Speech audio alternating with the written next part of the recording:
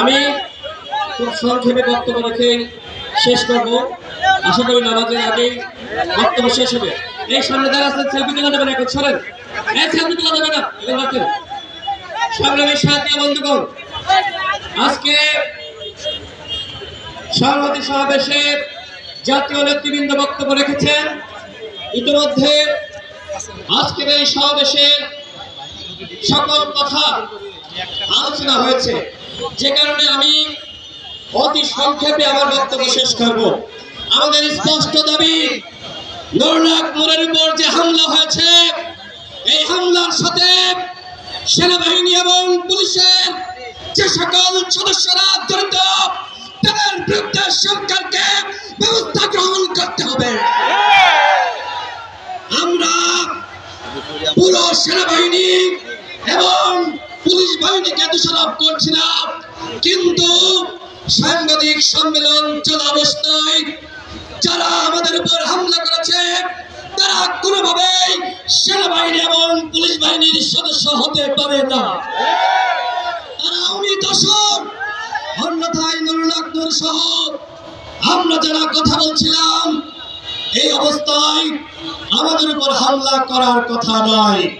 সুতরাং সেনাপ্রধানকে বলবো, পুলিশ প্রধানকে বলবো, যারা এই ঘটনায় জড়িত তাদেরকে চিহ্নিত করে অবশ্যই তাদের বিরুদ্ধে ব্যবস্থা নিতে হবে। অন্যথায় আপনারা এই দায় এড়াতে পারবেন না। নুরুন্নাহর এখনো পর্যন্ত হাসপাতালের বিছানায় কাতরাচ্ছে।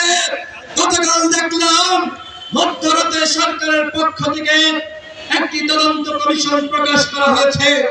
আমরা সরকারের এই উদ্যোগকে সাধুবাদ জানাই, কিন্তু প্রশ্ন রাখতে চাই, এখনো পর্যন্ত ভিডিও ফুটেজ থাকার পরেও কেন একজন গ্রেপ্তার হলো না? কেন গ্রেপ্তার হলো না? তাদেরকে প্রোটেকশন করা দিচ্ছে এই স্বরাষ্ট্র উপদেষ্টার অনুমতি ছাড়া, নির্দেশ ছাড়া নুরুন্নাহর উপর হামলা হয় না। সুতরাং একজন জনপ্রিয় জাতীয় নেতা, জুলাই গণঅভ্যুত্থানের অন্যতম সাহসী নেতা, তার উপর যে হামলা হয়েছে, এই হামলার দায় নিয়ে এই নির্লজ্জ বেয়াদব ছোট লোক, এই অথর্ব স্বরাষ্ট্র উপদেষ্টাকে পদত্যাগ করতে হবে। এইরকম স্বরাষ্ট্র উপদেষ্টা বিপ্লব পরবর্তী সময়ে একটি অন্তর্বর্তীকালীন সরকারের উপদেষ্টা হতে পারে না। সুতরাং অবশ্যই এই স্বরাষ্ট্র উপদেষ্টাকে পদত্যাগ করতে হবে। যদি এই স্বরাষ্ট্র উপদেষ্টা পদত্যাগ না করে, এই জাতীয় নেতৃবৃন্দ, ফ্যাসিবাদ বিরোধী শক্তি, আমরা যারা এখানে এই সংহতি সমাবেশে হাজির হয়েছে, সবাইকে সাথে নিয়ে সচিবালয় ঘেরাও করা হবে এবং এই স্বরাষ্ট্র উপদেষ্টাকে তার গতি থেকে নামানো হবে।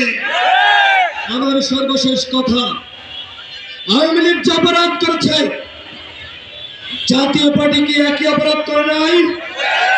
সাবেক প্রধানমন্ত্রী বেগম খালেদা জিয়া তার বাথরুমে সিসিটিভি ক্যামেরা লাগানোর কথা বলেছিল, সেই মশিউর রহমান রাঙ্গা, ওর পাশে লাল করে দিতে হবে। ও এখন কোথায় আছে? ওকে খুঁজে বের করে ওর পাশে লাল করে দিতে হবে। অন্যথায় বন্ধুরা, আপনারা যারা এই যে গণঅভ্যুত্থানে ফেসবুক লাল করেছিলেন, আপনারা কিন্তু ভালো থাকতে পারবেন না, আমাদেরকে ওরা লাল করে দিবে। ইতিমধ্যে ভারত একটি চক্রান্ত ষড়যন্ত্র শুরু করেছে, আবারও জাতীয় পার্টিকে বিরোধী দল বানাবে। মুখের কথা, ভারত তুমি মহামারীর আবদার পাইছ, এই বাংলাদেশে কে সরকারি দল হবে আর কে বিরোধী দল হবে, সেই সিদ্ধান্ত নিবে বাংলাদেশের জনগণ। বাংলাদেশের রাজনীতি নিয়ে ভারতকে আর নাক গলানোর সুযোগ দেওয়া হবে না।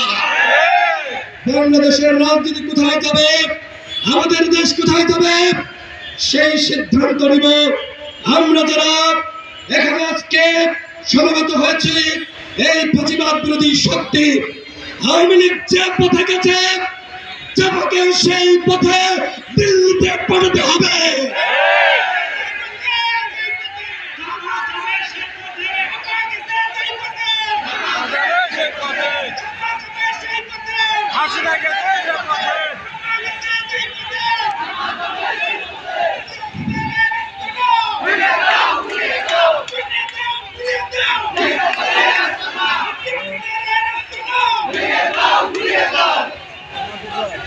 এরশাদ একজন প্লেবয় নারী নিয়ে ফুর্তি করেছে, বাংলাদেশের গণতন্ত্রকে হত্যা করেছে, বাংলাদেশের স্বৈরতন্ত্র ক্যাম্প করেছে।